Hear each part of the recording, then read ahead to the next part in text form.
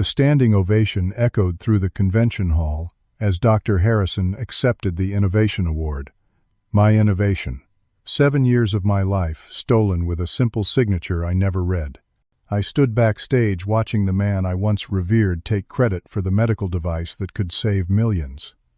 Nobody knew the truth that the genius on stage was nothing but a thief in an expensive suit, and I had the proof to bring his empire crashing down. Before I continue my story, where are you watching from today?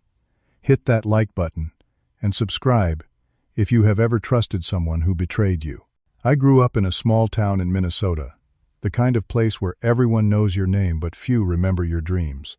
My parents worked honest jobs, Dad at the local paper mill, and Mom teaching 4th grade at the elementary school. They taught me the value of hard work, but neither understood my fascination with medical technology. That passion ignited when I was 12, watching my best friend Jackson battle kidney disease. The nearest dialysis center was 80 miles away, and watching his family struggle with those thrice-weekly journeys planted a seed in my mind that would later define my life.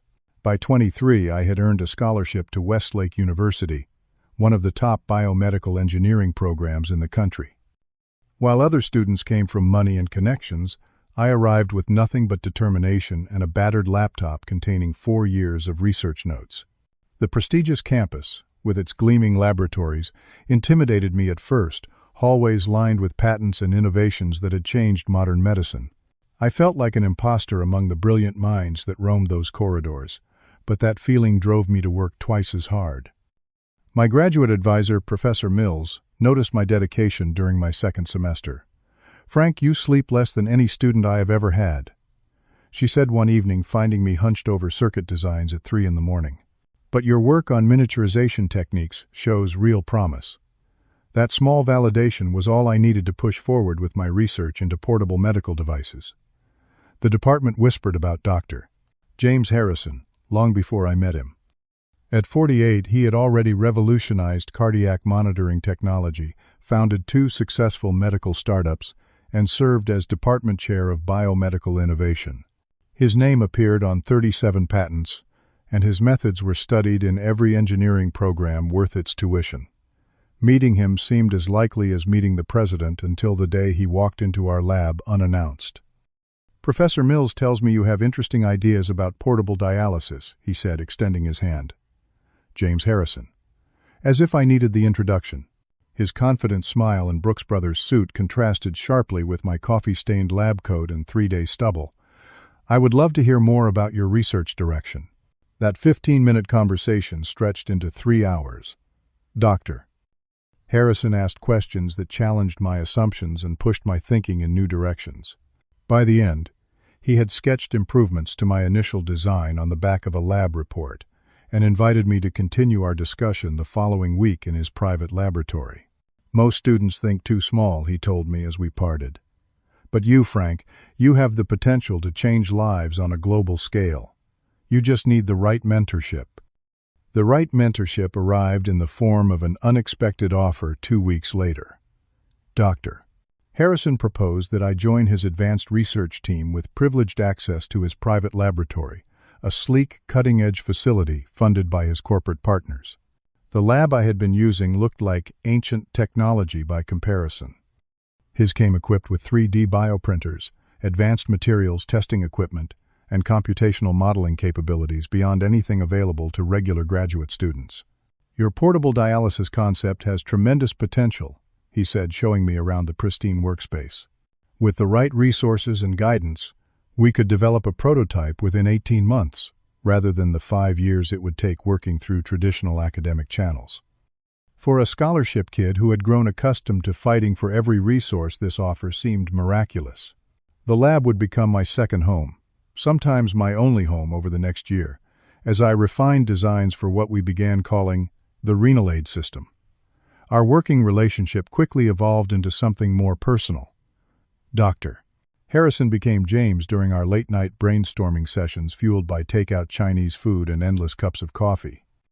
We sketched ideas on whiteboards until 3 in the morning, debating power consumption ratios and filtration methods with an intensity that bordered on obsession.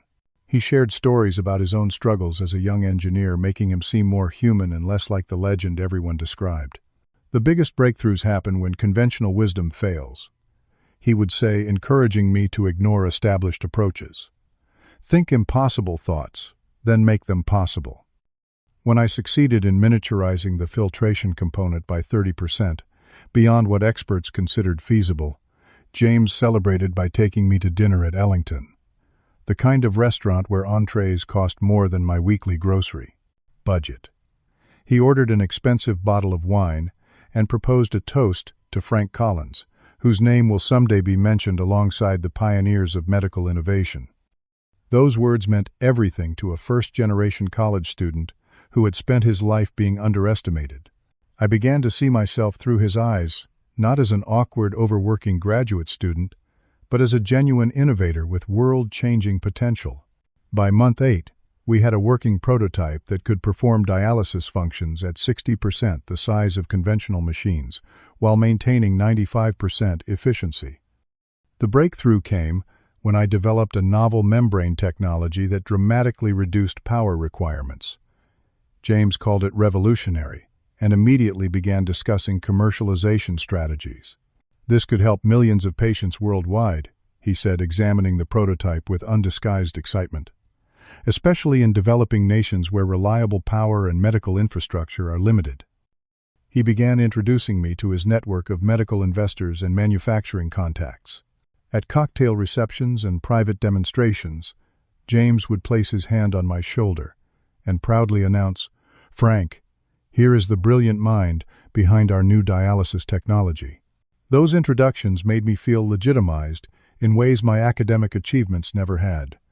We planned to unveil the technology at the International Medical Innovation Conference in Chicago that spring.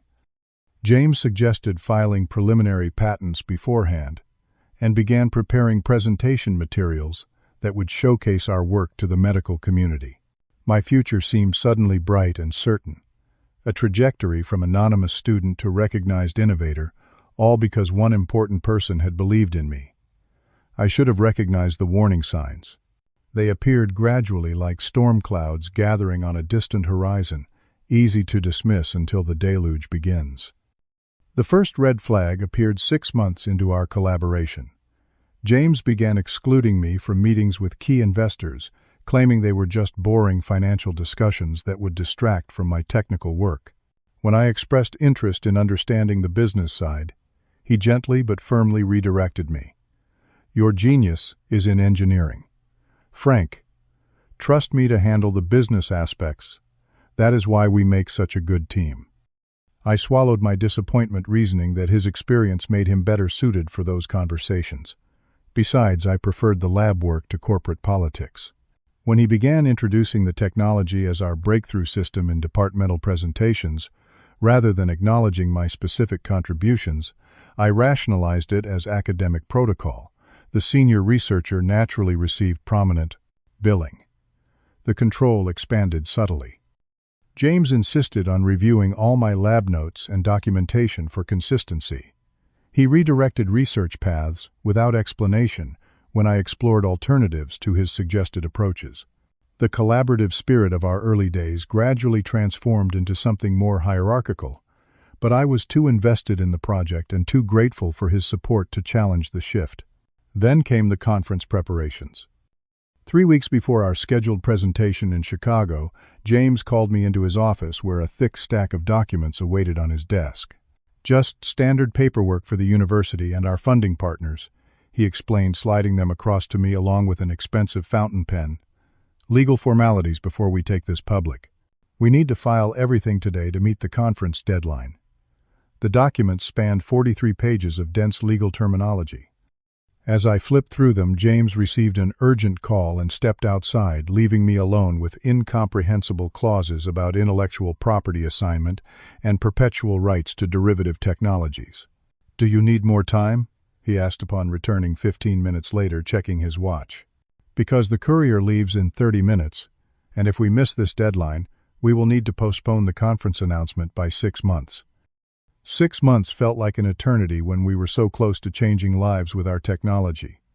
I trusted James, my mentor, my champion, The man who had given me every opportunity. Why would I question him now? I signed, where indicated relieved, when he whisked away the papers with a satisfied smile. This is the beginning of something extraordinary, Frank. You should be very proud. The weeks before the conference passed in a blur of preparation. James traveled ahead to Chicago while I finalized our demonstration unit. The plan was for me to join him the day before our presentation, my first major conference, as a featured innovator rather than an anonymous attendee. That morning never arrived. Instead, I woke to my phone buzzing with text messages from classmates. Just saw Dr. Harrison on National Morning Today showing your dialysis machine. Congrats on the big announcement.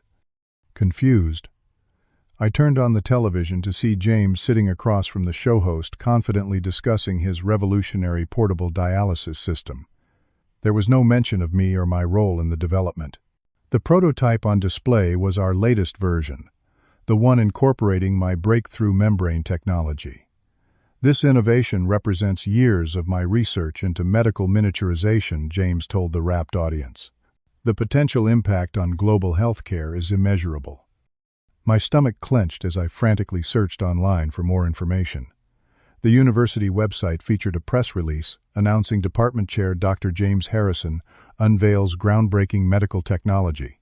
A photo showed James shaking hands with the university president beneath a banner reading, "Transforming Renal Care Worldwide." Again, my name appeared nowhere. With trembling hands, I dug through my files for the documents I had signed. Reading them properly for the first time, the devastating truth emerged in cold legal language. I had transferred all intellectual property rights, patentable concepts, and commercial interests to James and his corporate entity. One clause specifically stated that he had sole discretion regarding attribution and public representation of the technology. I had signed away 7 years of research and my life dream for the privilege of being his laboratory assistant. The confrontation in his office upon his return from Chicago remains burned into my memory. James sat behind his massive mahogany desk, relaxed and unapologetic as I brandished the signed documents. "This is theft," I said, my voice shaking. "You deliberately misled me about what I was signing." His expression remained calm, even sympathetic, like a parent explaining an unfortunate reality to a child. "Frank, you signed a standard industry agreement. If you failed to read it properly, that demonstrates exactly why I needed to protect the technology from your inexperience. But it was my research, my design, my breakthrough." Was it? His voice cooled. "Who provided the laboratory? The funding, the professional connections, the framework? For your ideas without execution are worthless. Frank, I executed." He leaned forward, steepling his fingers. "Besides, your contribution has been duly noted in the formal patent applications as an assistant researcher under my supervision. That is actually quite generous for a graduate student." When I threatened to expose him to the university administration, his sympathy vanished entirely. "Be reasonable, Frank. Your word against mine would be unfortunate for your academic future. Several committee members reviewing your dissertation serve on boards with me. Think carefully about your next steps." The university administrators proved equally unhelpful, referring to my situation as an unfortunate contractual misunderstanding outside their jurisdiction. One department head even suggested I should be grateful for the valuable learning experience and the line on my resume indicating I had assisted a researcher of James Harrison's caliber. Within weeks, funding for my lab access mysteriously disappeared. Fellow students who had once eagerly collaborated now avoided eye contact in hallways, not wanting to be associated with someone who had crossed the department chair. My academic advisor suggested focusing on less controversial research areas for the remainder of my program. Nights became sleepless marathons of self-recrimination. How could I have been so naive, so desperate for approval, that I signed away my life work? Without reading the fine print, depression settled over me, like a heavy blanket smothering ambition and hope. I considered abandoning engineering entirely. What was the point of innovation if the powerful could simply take what they wanted? By the 3-month mark after the theft, I had stopped attending classes. My apartment became a cave of takeout containers and unwashed laundry. I ignored calls from concerned friends and family, unable to explain my failure without reliving the humiliation. The dialysis technology continued gaining acclaim and investment funding, with James making appearances on science programs and entrepreneurial podcasts. Each new announcement felt like another twist of the knife. My turning point came unexpectedly in the university hospital cafeteria. I had forced myself to campus to discuss a leave of absence with administration when I overheard a conversation between a doctor and the family of a young dialysis patient. "The travel for treatments 3 times weekly is becoming impossible," the mother explained, exhaustion evident in her voice. "We live 4 hours away, and Ethan misses so much school, but we cannot afford to relocate." "I wish I had better options for you," the doctor replied. "There has been news about portable systems in development, but nothing available yet for patients like Ethan." The boy, no older than Jackson had been when his kidney disease first appeared, looked up from his handheld game with the weary expression of someone far older than his years. In that moment I realized my self-pity was a luxury compared to his daily struggle. The technology sitting in James Harrison's laboratory could transform this child's life, yet here it remained hostage to corporate timelines and profit maximization strategies. My innovation was never about professional recognition or financial gain. It was about patients like Ethan. By surrendering to despair, I was betraying them far more profoundly than James had betrayed me. That cafeteria encounter became the spark that reignited my determination. The next morning, for the first time in months, I showered, shaved, and dressed with purpose. If James Harrison thought I would disappear quietly, he had underestimated the stubborn persistence that had carried me from a small Minnesota town to a prestigious university. I might have been naive, but I was far from finished. My first step was methodical documentation of everything related to the dialysis technology. I gathered lab notes, early sketches, email correspondence, and recorded conversations where James had explicitly acknowledged my role as the primary inventor. While the legal documents gave him ownership, establishing the truth would be my foundation for fighting back. During this process, I received an unexpected message from an unfamiliar email address. Not his first theft. Coffee, J. 2 days later, I met Jasmine Tran at a cafe 10 miles from campus. Smartly dressed in a tailored suit, she introduced herself as a former graduate student of James Harrison who now worked as an intellectual property attorney. Her story mirrored mine with disturbing similarity: a promising innovation, enthusiastic mentorship from James, and ultimately theft of her work through deceptive paperwork. "The difference," she said, stirring her coffee, "is that I had the legal background to understand what happened, but not the evidence to prove it." Her failed attempt to challenge James had taught her valuable lessons about his methods. "Harrison has a pattern, Frank. You are victim number 4 that I know of." With Jasmine's guidance, we began building a comprehensive case. She connected me with 2 other former students now working in medical research at different institutions who had experienced similar exploitation. Together, we created a timeline of James Harrison's career breakthroughs, noting how each coincided with the departure of a graduate student who had been working on related technology. The legal path seemed daunting given the contracts I had signed, but Jasmine identified a critical vulnerability. "Harrison got greedy with your technology," she explained, reviewing the patent applications. "He filed them solely under his name, contradicting university policy that requires listing all contributing researchers, regardless of IP assignment agreements. This procedural violation gave us our first leverage point. Meanwhile, I focused on the technical aspects. Through careful analysis of James's public statements and technical papers about his dialysis innovation, I documented numerous instances where he demonstrated fundamental misunderstandings of the technology's core principles. During one televised demonstration, he incorrectly described the filtration mechanism in ways that made it clear he could not have designed it himself. Our breakthrough came 6 months into our investigation. One of James's former lab assistants, troubled by conscience, provided access to internal communications about manufacturing preparations. The documents revealed alarming shortcuts in the production design changes made after I left the project that prioritized cost reduction over patient safety.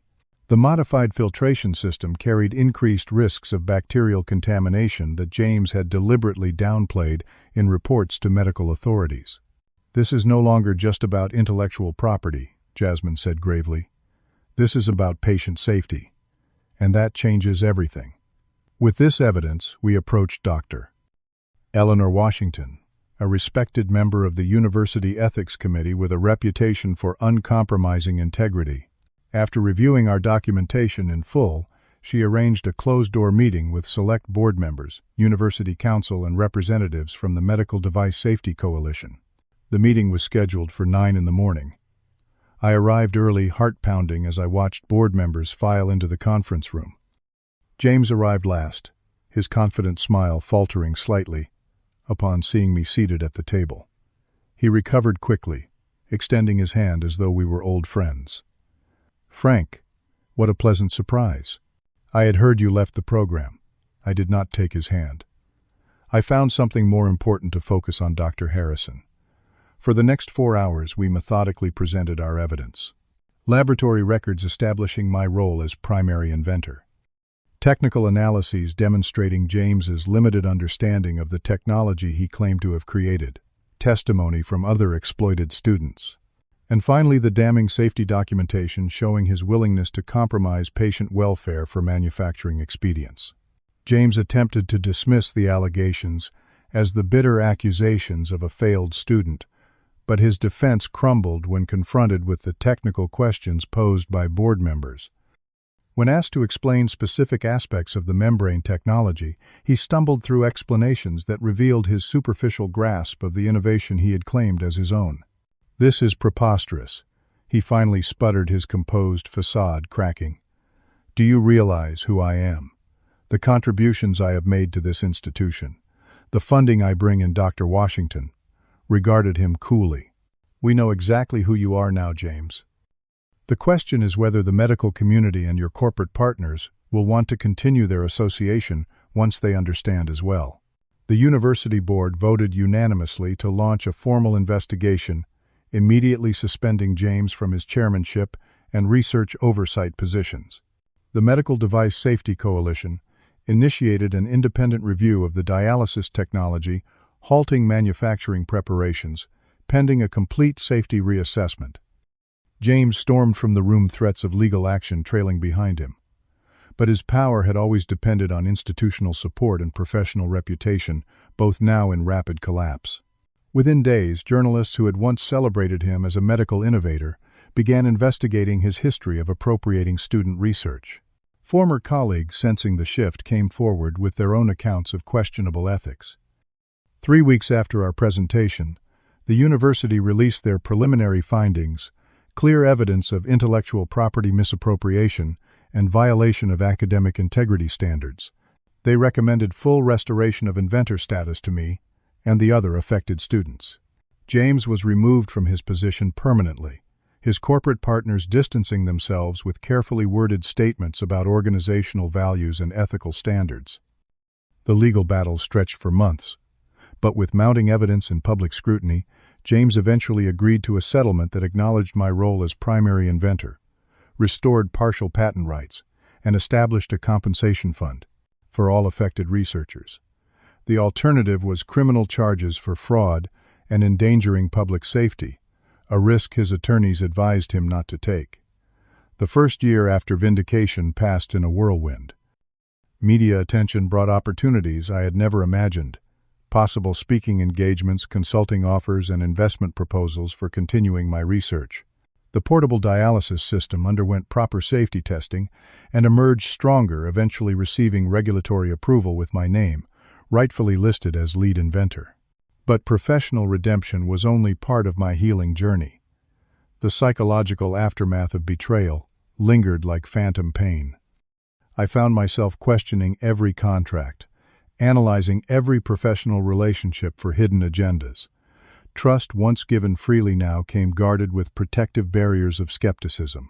Through a university support program, I connected with a therapist specializing in workplace trauma, Dr.com. Keisha Williams helped me navigate the complex emotions, the anger that threatened to harden into bitterness, the persistent self-blame for my naivety, the fear of being vulnerable with future collaborators. Betrayal of this magnitude changes you, she acknowledged, during one session. The question is whether that change will define you or refine you. Gradually, I learned to separate reasonable caution from paralyzing suspicion.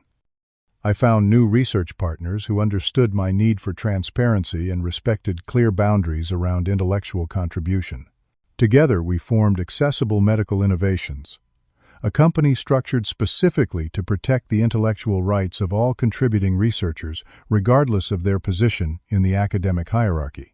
Our founding principles included unprecedented transparency in development processes and a commitment to accessibility over maximum profit. Every team member received equity stakes proportional to their contributions, with decision-making distributed across the organization rather than concentrated at the top.